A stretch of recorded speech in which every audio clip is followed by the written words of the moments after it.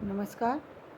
आज का हमारा दूसरा वीडियो जो है वो MH7 लियोनार्डो ब्लूमफील्ड के ही भाग 3 को हम प्रस्तुत कर रहे हैं। कल हमारी बात चल रही थी कि जो ब्लूमफील्ड ने कहा कि वो उच्चरित भाषा को ही भाषा मानते हैं और लिखित भाषा को वो भाषा नहीं मानते, क्योंकि उच्चरित भाषा ही प्योर भाषा है। बाकी लिखित भाषा में हम बनावटीपन ले आते हैं, यानी उसमें काफ़ी हम कम ज़्यादा कर सकते हैं, अपने हिसाब से घटा बढ़ा सकते हैं। जब हम बोलते हैं तो धारा प्रवाह रूप से, तो वहाँ पर जो हम सामान्य रूप से बात करते हैं, तो सामान्य रूप से की गई बातें सोच कर के तो हर समय नहीं बोल सकता व्यक्ति। वो कुछ ज़्यादा हो सकती हैं, कुछ कम हो सकती हैं। तो उन्होंने एक तो ये बात कही। दूसरी एक बात और उन्होंने कहा, वो कौन सी बात है कि उन्होंने कहा कि ब्लूमफील्ड ने कि भाषा के अध्ययन के लिए मन में अंकित अर्थ को जानने की आवश्यकता नहीं, क्योंकि हम नहीं जानते कि मन में क्या होता है। मन की प्रक्रिया हमारे निरीक्षण और विश्लेषण के बाहर की चीज़ है। उन्होंने क्या कहा कि हम सिर्फ उस व्यवहार को, उस भाषा को ही सुन पाते हैं जो व्यक्ति बाहर में बोल रहा है। मन के अंदर क्या चल रहा है हम उसे नहीं समझ पाते। कोई व्यक्ति मन में क्या सोच रहा है हम कई बार उससे नहीं समझ पाते हैं, जब तक कि हम उसकी बहुत ज़्यादा क्लोज ना हो। हम सिर्फ उन्हीं उन्हीं उसकी जो कही हुई बातें उसी को समझ पाते हैं, उसी के अकॉर्डिंग डायरेक्ट करते हैं। इसका एक उदाहरण मैं आपको अपने परिवार का ही दूँ। मेरी माँ जो थी वो बहुत ही प्यार करती थी अपने पूरे परिवार से, और सबको अपना समझती थी। इसलिए बहुत सबसे बड़ी बहू थी और सबकी दुलारी थी। सबको वो प्यार करती थी, सारे लोग उन्हें प्यार करते थे। इसलिए परिवार हमारा बड़ा था, करीब 40-50 लोगों का परिवार था। तो जब भी कभी कोई शादी विवाह होता था, कुछ होता था, तो अक्सर मतलब जो परिवार के लोग होते थे, जो पड़ोस के लोग होते थे, कभी कभी प्यार में स्नेह में पूछते थे, अच्छा उस बच्चे की शादी है, उसमें तो आप हमें बुलाएंगी। और मेरी माँ प्यार में लाड़ में होकर के कह दिया करती थी, नहीं भैया हम आपको नहीं बुलाएंगे।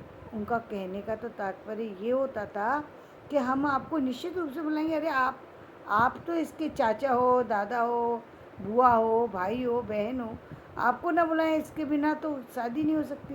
कहना तो वो ये चाहती थी, लेकिन जब वो ऐसे कहती थी तो कुछ लोग जो बहुत क्लोज थे उनके, वो तो उनकी इस बात पर हंस जाते थे, समझ जाते थे कि ये बहुत प्यार करती हैं, इसलिए ये कह रही हैं कि मतलब आपको तो आना ही है। अरे आपको क्या कहने की ज़रूरत है, आपके बेटे की शादी है, आपके बच्चे की शादी है, आपको तो आप तो आएंगे ही आएंगे।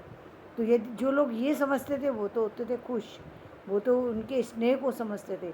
जो लोग नहीं समझ पाते थे, एक दो लोगों को हमेशा नाराज़ कर दिया करते थे। वो इस बात को लेकर के बैठ जाया करते थे कि इन्होंने हमसे ऐसी बात करी, हमने तो इतने प्यार से पूछा था इनसे, शादी को देख के हम तो इतने खुश हो रहे थे और इन्होंने हमारा मन ख़राब कर दिया।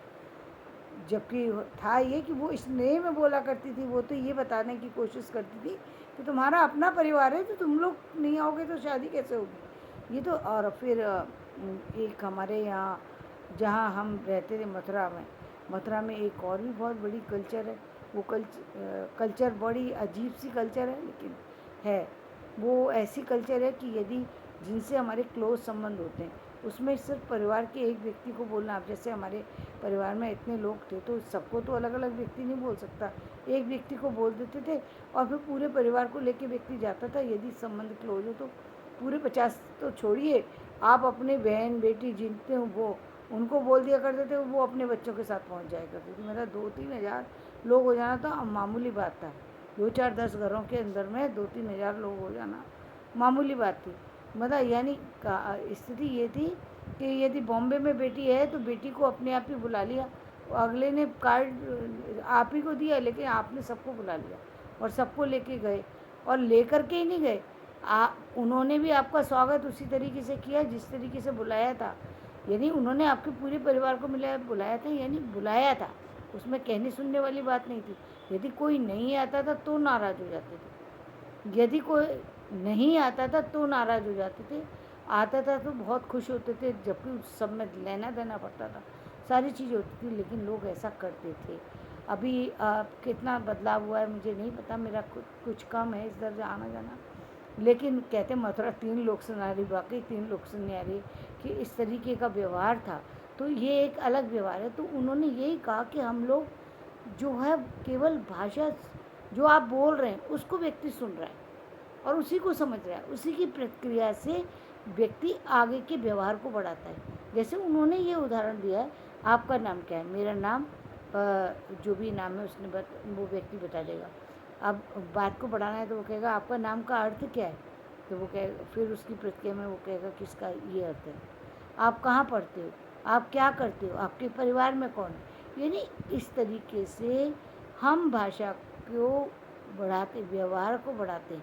भाषा के की प्रक्रिया इस तरीके से बढ़ती चली जाती है सामान्य व्यवहार में, क्योंकि हमेशा किसी टॉपिक पे बोला जाए, हमेशा किसी चीज़ के लिए बोला जाए, किसी खास चीज़ के लिए तैयारी करके बोला, ऐसा हमेशा तो नहीं होता जीवन में। तो सामान्य बातचीत तो मतलब सामान्य व्यक्ति सामान्य व्यवहार की चीज़ है, भाषा तो सामान्य व्यवहार की चीज़ है। कुछ भी लेना हो, कुछ भी देना हो, कोई भी संबंध नया बनाना हो तो भी, पुराना बनाना हो तो भी भाषा का ही सहारा लिया जाता है।